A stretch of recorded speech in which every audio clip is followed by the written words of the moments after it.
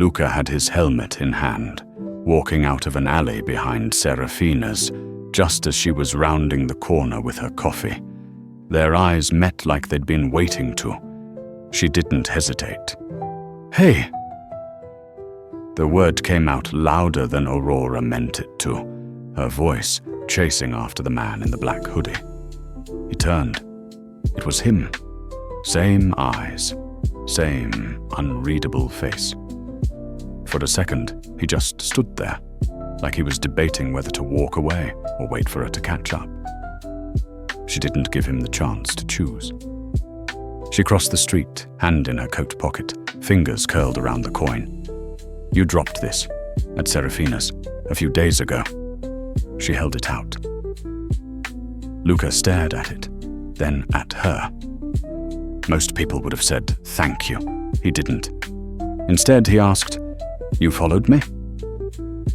Aurora blinked. "What?"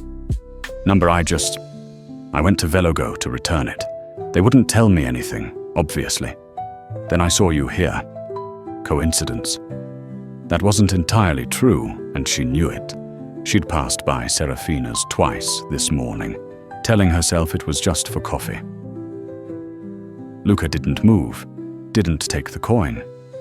"I figured it meant something," she said softly. "It felt important." He looked down at it in her hand. For a heartbeat, his expression shifted. Something tight in his jaw, something distant in his eyes. Then he finally reached out and took it, his fingers brushing against hers, warm and rough. "Thanks." She nodded. "I'm Aurora, by the way." A pause. "Luca," he then said. She smiled before there was another pause. Then he gestured to her coffee. "You went to Serafina's?" "I do that every day," Aurora responded. "I thought so. I've seen you before."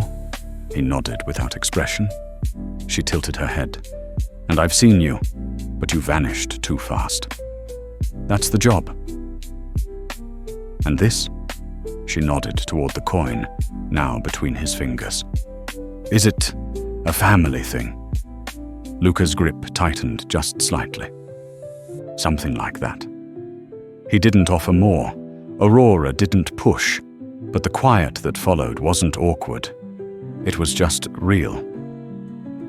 Luca stepped back, slipping the coin into his pocket. "You should keep your distance."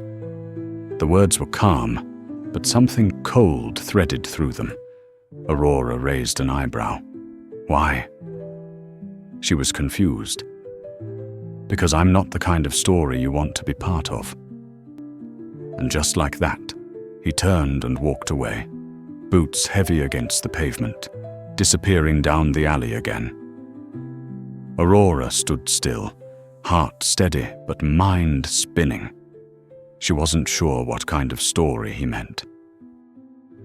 But for the first time in a long time, she wanted to find out.